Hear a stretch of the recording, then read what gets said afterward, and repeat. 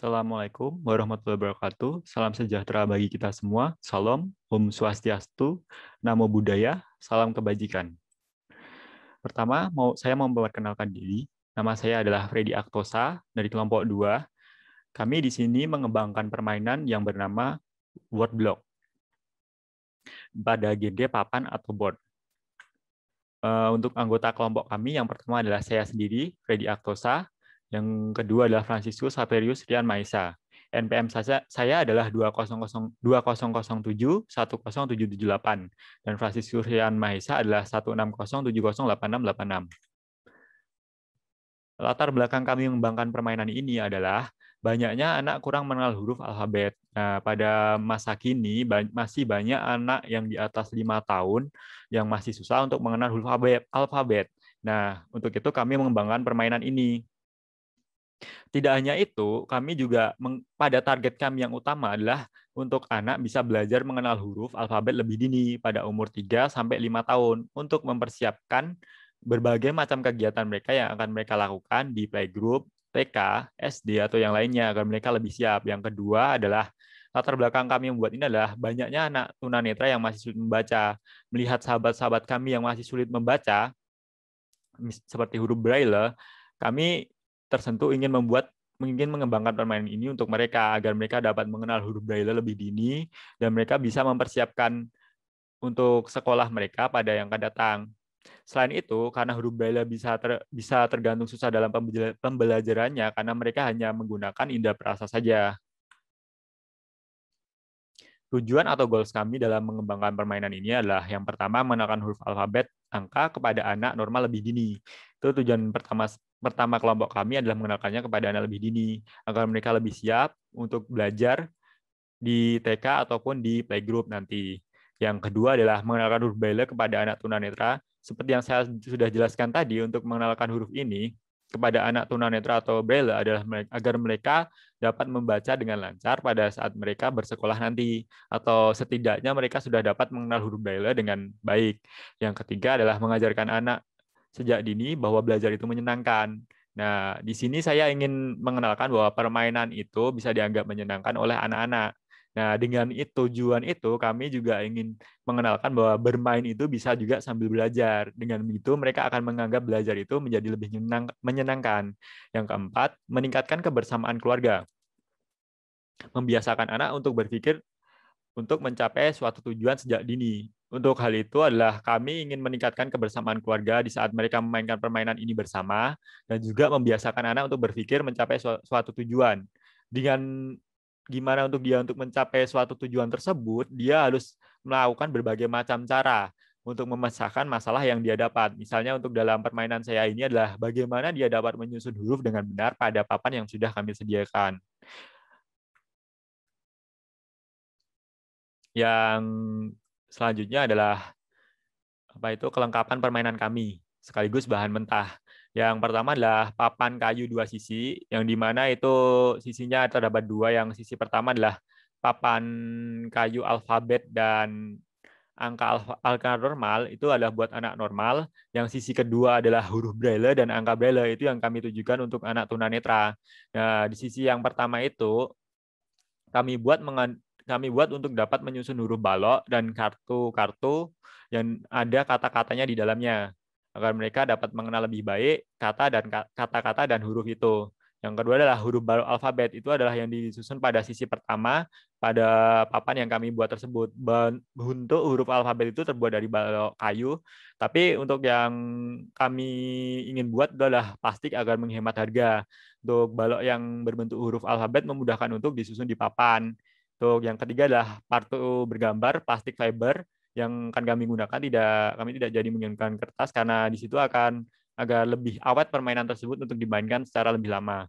Kartu berisi kata alfabet dan huruf braille itu bertujuan untuk huruf braille-nya itu agar bisa disusun pada papan sisi kedua yang nanti adalah angka braille dan huruf braille. Di situ kartu dapat disusun. Karena pada huruf Braille kami tidak akan menggunakan balok huruf alfabet. Yang keempat adalah papan angka terpisah. Ini adalah ide kami yang pertama, tapi kami gagalkan karena terlalu banyak biaya. Yang selanjutnya, detail gambar kelengkapan. Nah, di sini bisa kita lihat yang paling kiri itu adalah detail papan alfabet. Bagian bawahnya adalah angka normalnya. Untuk di situ nanti kita susun kartu dan juga balok hurufnya seperti yang di bagian kanan atas itu. Untuk kartunya yang berada di tengah itu berbentuk seperti itu di situ ada kata-kata dalam huruf braille juga terbentuk seperti huruf remi, seperti kartu remi, dan juga untuk yang bagian kiri bawah adalah papan kami pada sisi kedua, yaitu sisi bagian huruf braille-nya. Nah, itu di situ kita bisa mencocokkan kartu dan kata-kata pada kartu tersebut ke dalam papan tersebut. Kami tidak menggunakan huruf balok pada sisi papan huruf braille. Kedua adalah detail kemasan atau packaging kami. Nah, pada hal ini permainan board block kami adalah saya rancang untuk menjadi seekonomis mungkin. Nah, pada saat mereka membeli, mereka akan mendapatkan selembar kertas bertuliskan cara aturan permainannya. Yang kedua adalah permainan tersebut. Nah, permainan tersebut kami susun huruf balok dan kartunya sudah menempel pada papan tersebut. Nah, saat mereka memainkan, mereka bisa memisahnya terlebih dahulu. Untuk aturan bermainnya akan dijelaskan oleh teman saya, Saverius Rian Mahesa. Waktu dan tempat saya persilakan. Oke, baik, yang selanjutnya adalah aturan bermain. Nah, di dalam aturan bermain ini nanti terdapat beberapa aturan-aturan yang bisa dibaca dan juga dicermati oleh pendamping atau orang tua si anak yang akan memainkan permainan ini begitu. Harapannya dengan adanya aturan bermain ini nanti akan lebih memperjelas orang tua bagaimana sih cara bermain mencocokkan huruf dan angka ini begitu. Nah, seperti ini adalah aturan-aturan yang terdapat dalam permainan mencocokkan huruf dan angka. Untuk yang pertama, itu pertama kali bermain permainan ini harus didampingi oleh orang tua. Seperti kita tahu bahwa permainan ini itu ditujukan untuk anak usia 3 sampai dengan 5 tahun, otomatis mereka belum memahami apa sih permainan ini atau mungkin apa sih benda ini begitu kan, karena mereka belum mengerti. Jadi, untuk pertama kali bermain itu anak-anak itu membutuhkan pendampingan dari orang tua ataupun pengasuh mereka begitu. Harapannya dengan adanya pengasuh jadi mereka bisa memahami cara bermain. Kemudian untuk next time-nya, untuk selanjutnya mungkin mereka sudah mulai bisa memahami bagaimana cara bermain permainan ini begitu. Kemudian yang kedua itu ada susun huruf balok alfabet di papan pada sisi satu.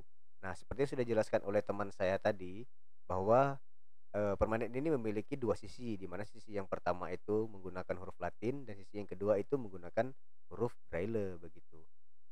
Yang ketiga, setelah menyusun huruf alfabet, kita dapat menutup blok per huruf dengan kartu berdasarkan hurufnya. Nah, nanti setelah anak-anak itu selesai mencocokkan antara huruf-huruf yang ada itu sudah dimasukkan atau dicocokkan ke dalam sisi yang mereka gunakan begitu. Jadi nanti mereka bisa menutupnya dengan menggunakan kartu yang tersedia yang bentuknya tadi seperti kartu remi itu tadi. Nah, untuk anak-anak yang memiliki kebutuhan khusus, di dalam kartu itu sudah kami sediakan huruf braille di sudut kiri paling atas kartunya begitu. Jadi nanti mereka bisa juga mencocokkan apakah huruf braille yang ada di dalam kartu itu sama dengan eh, yang ada di papan begitu. Kemudian yang selanjutnya itu adalah pada permainan menggunakan huruf braille pada sisi 2. Untuk anak tunanetra kita dapat mencocokkan kartu pada masing-masing huruf braille berdasarkan hurufnya. Nah, ini seperti yang sudah saya jelaskan tadi bahwa untuk anak-anak yang menggunakan mode kebutuhan khusus ini tadi, jadi mereka bisa juga menggunakan kartu itu tadi karena sudah disertai dengan huruf braille di dalam kartunya itu tadi. Jadi satu kartu itu bisa digunakan untuk dua mode sehingga akan lebih simpel dan tidak membingungkan anak-anak maupun orang tua begitu. Kemudian selanjutnya adalah untuk mengenakan angka itu kita dapat menyusun angka pada tempatnya begitu. Jadi angka-angka yang ada ini tadi bisa dicocokkan ke dalam papan angka yang menjadi bonus daripada permainan ini tadi begitu. Jadi untuk caranya itu kurang lebih. Jadi mereka bisa langsung mencocokkan angka yang ada ke dalam papan tersebut begitu. Kemudian yang selanjutnya adalah kelebihan. Nah, apa sih kelebihan dari permainan ini gitu? Nah, untuk kelebihan yang pertama itu kami ingin mengajarkan anak mengenal huruf dan juga angka pastinya ya sejak usia dini begitu. Jadi untuk anak-anak yang usia 3 sampai dengan 5 tahun mereka sudah bisa mulai untuk mengenal huruf dan angka, begitu. Jadi nanti ketika mereka sudah mulai mengenyam pendidikan, di TK ataupun di SD mereka sudah paling tidak mengenal beberapa huruf dan angka. Akan lebih baik jika mereka memang sudah paham dan mengenal, apa itu huruf dan angka, begitu. Kemudian yang kedua itu menjaga kebersamaan dan interaksi antara orang tua dan anak. Nah, ini yang paling penting bahwa anak usia 3 sampai dengan 5 tahun mereka itu masih membutuhkan, perhatian dan kasih sayang dari orang tua secara ekstra, begitu. Kemudian yang selanjutnya adalah mengenalkan huruf Braille kepada anak-anak tunanetra usia dini. Nah, seperti yang kita tahu bahwa untuk mempelajari huruf Braille itu tidak mudah, begitu. Jadi harapannya dengan adanya permainan ini, anak-anak yang memiliki kebutuhan khusus, dalam artian di sini tunanetra, mereka juga bisa mengenal huruf dan angka sejak dini, begitu, melalui permainan ini. Kemudian yang selanjutnya adalah perkiraan harga. Nah, di sini kami menyertakan juga beberapa, gambar-gambar yang isinya ada beberapa cantuman harga untuk, bahan-bahan yang diperlukan, begitu. Untuk kartu, kartu ini kami menggunakan kartu plastik gitu ya. Jadi seperti kartu ATM atau kartu pelajar begitu yang sifatnya plastik begitu. Jadi untuk kartu ini kita membutuhkan 37 buah kartu dengan harga satu buah kartunya itu 3.500. Nah, jadi nanti total harga yang dibutuhkan untuk produksi kartu ini adalah Rp129.500 begitu.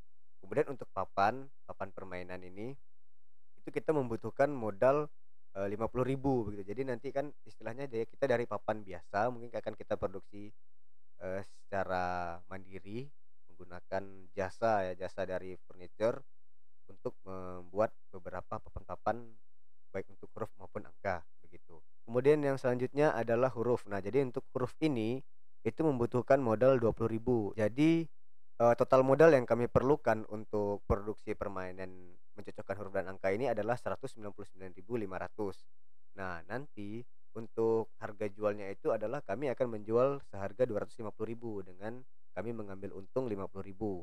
Tujuan yang paling utama itu adalah membantu anak-anak itu untuk bisa mengenal huruf dan angka sejak dini. Jadi harapannya dengan adanya permainan ini nanti, anak-anak itu bisa belajar mandiri begitu. Oke, sekian presentasi dari kami, semoga, dapat berguna dan bermanfaat untuk kita semua. Kesimpulan yang dapat kelompok kami ambil itu dengan adanya permainan ini, anak-anak itu sejak usia dini sudah bisa mulai mengenal huruf dan angka. Jadi belajar sambil dengan bermain. Nah, di samping itu juga kami memiliki tujuan bahwa dengan adanya permainan ini, semoga harapannya orang tua itu bisa lebih meluangkan waktunya untuk anak-anak mereka, begitu. Jadi karena anak usia 3 sampai 5 tahun itu kan mereka masih sangat kecil ya, masih sangat dini, jadi mereka membutuhkan, kasih sayang dan juga perhatian yang ekstra dari orang tua mereka. Selain itu, orang tua juga bisa melihat perkembangan anaknya sejauh mana, begitu. Oke, mungkin itu saja yang dapat kami sampaikan di dalam video ini. Untuk lebih kurangnya kami mohon maaf jika mungkin ada salah dalam bertutur kata. Jadi semoga kita masih bisa berjumpa di lain kesempatan. Sekian dan terima kasih. Assalamualaikum warahmatullahi wabarakatuh. Shalom, salam sejahtera untuk kita semua. Om Swastiastu, Namo Buddhaya.